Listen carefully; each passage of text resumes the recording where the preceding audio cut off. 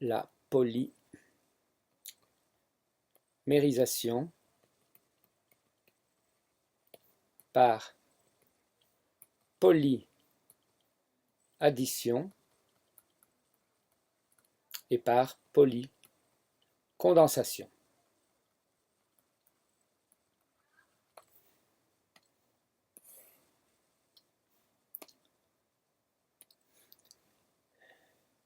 Premier sous-titre, la polyaddition.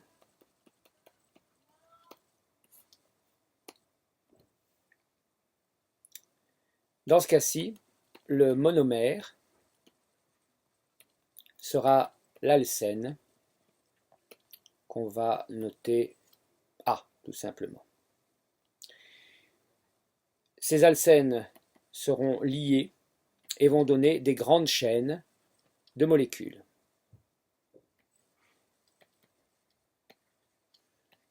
Donc des grandes chaînes de ces alcènes A.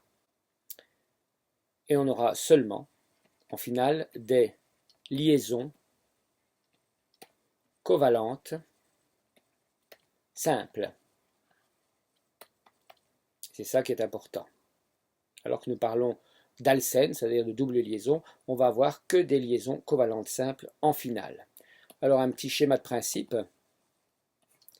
Imaginez que je prenne n étant un nombre souvent grand d'ailleurs, de monomères A. Eh bien, ces monomères A vont se lier les uns aux autres par de simples liaisons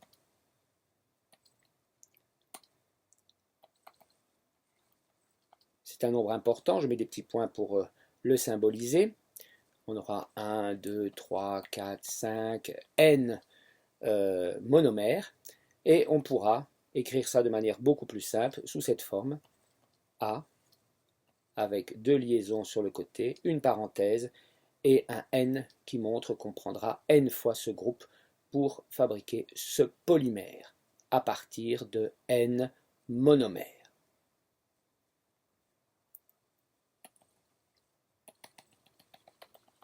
Voilà un petit peu la façon générale dont les choses vont se passer.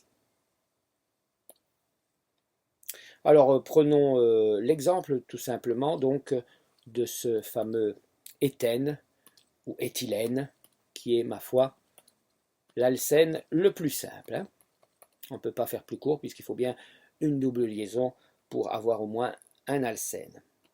C'est l'éthène. Alors on va jouer un petit peu. On va représenter cette molécule par deux Mickey Mouse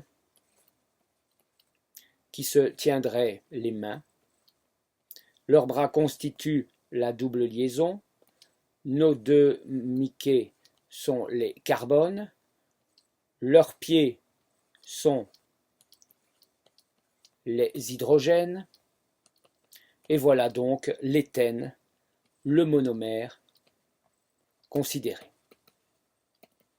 Alors je vais faire une copie de ce module, je le remets à côté de l'autre, et voici deux monomères. On pourrait imaginer d'en avoir toute une flopée. Et imaginez qu'ils se donnent tout à coup, au cours de la réaction de polymérisation, la main, mais autrement. On reprend nos personnages, carbone-carbone, leurs pieds qui sont les hydrogènes, mais imaginez qu'ils se donnent cette fois la main autrement. Ils se donnent la main, un bras à la fois pour chaque personnage. Et donc, voici la situation.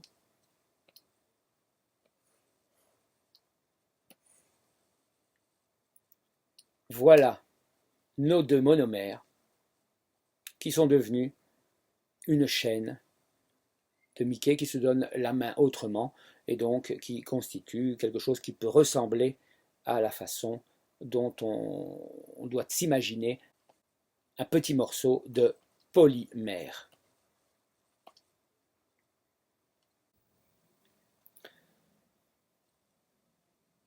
on vient de réaliser une polyaddition. Une addition pour réaliser un polymère. On est parti d'alcène avec des doubles liaisons et on a obtenu seulement des liaisons covalentes simples. Alors, schématisons un peu encore cette réaction. N fois le CH2 sous sa forme courte donne, on prend N fois ce monomère, et on obtient du CH2 On remarque que la double liaison s'est cassée pour donner une liaison possible à gauche et à droite. Les électrons de la liaison, de la deuxième liaison, peuvent servir d'accroche pour les monomères suivants qui ne gardent que des simples liaisons,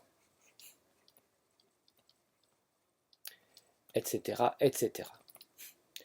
Si on devait le noter de manière plus simple, on noterait CH2, CH2,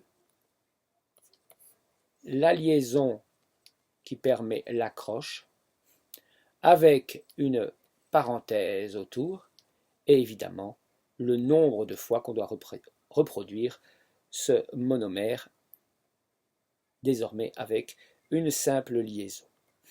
On appelle N, il faut le savoir, le degré de polymérisation.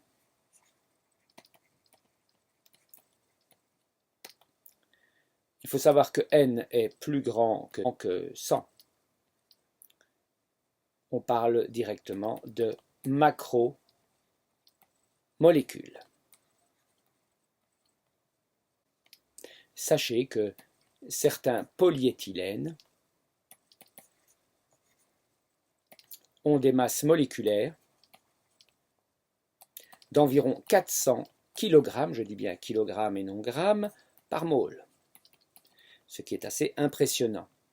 Alors quand on sait que le C2H4, qui est l'éthylène, ou l'éthène, a une masse moléculaire de 2 fois 12 pour le carbone, plus 4 fois 1 pour l'hydrogène, c'est-à-dire 28 grammes par mole, on imagine qu'on peut facilement connaître le degré de polymérisation du polyéthylène. Il suffit de noter que N égale la masse de 400 kg transformée en grammes par mole, la masse moléculaire, divisée par la masse moléculaire d'un seul éthène, c'est-à-dire 28 grammes par mole, pour obtenir finalement 14 286, dans ce cas, monomères. C'est 14 286 monomères qui ont servi à faire ce polyéthylène supposé de 400 kg par mole. Alors il faut savoir aussi que N égale 100 000 existe et n'est pas rare, mais il faut savoir qu'on peut quelquefois avoir jusqu'à 1 million également. Alors aux extrémités, on peut se demander ce qui se passe. Eh bien aux extrémités, on trouve souvent des H, des OH, des CH3, que l'on trouve dans le milieu réactionnel.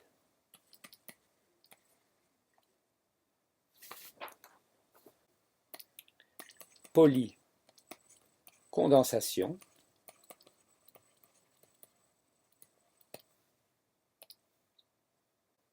Cette fois, cette réaction de condensation, puisque la polyaddition est une réaction d'addition, celle-ci est une réaction de condensation, eh bien elle se fait à partir de deux monomères différents, qu'on va appeler B et C comme au début, qui se lient les uns aux autres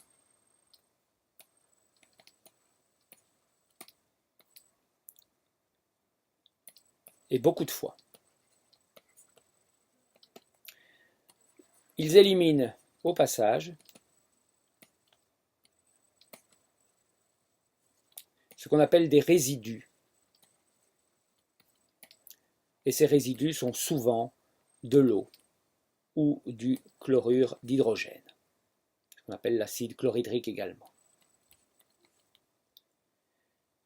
Et ils donnent bien sûr, sinon ce ne serait pas polycondensation, des polymères.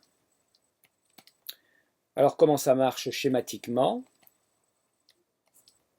Eh bien vous prenez N fois ce monomère B, N fois le monomère C, et puis vous les associez un peu de cette façon. B avec C, avec B, avec C, avec B, etc. Plus des résidus. Autant dire qu'une fois de plus, on notera ce polymère sous une forme plus simple. Voici les deux monomères utilisés, leurs accroches, et le tout est reproduit N fois le degré de polymérisation. Alors un exemple, on en a déjà parlé, c'est le nylon 6,6. 6 parce que le monomère B contient 6 carbones et 6 parce que le monomère C contient lui-même 6 carbones. 6 carbones pour chaque monomère. Il est intéressant de voir sur YouTube l'expérience filmée. Une autre chose, c'est de voir le tableau de l'usage et de l'identification des polymères.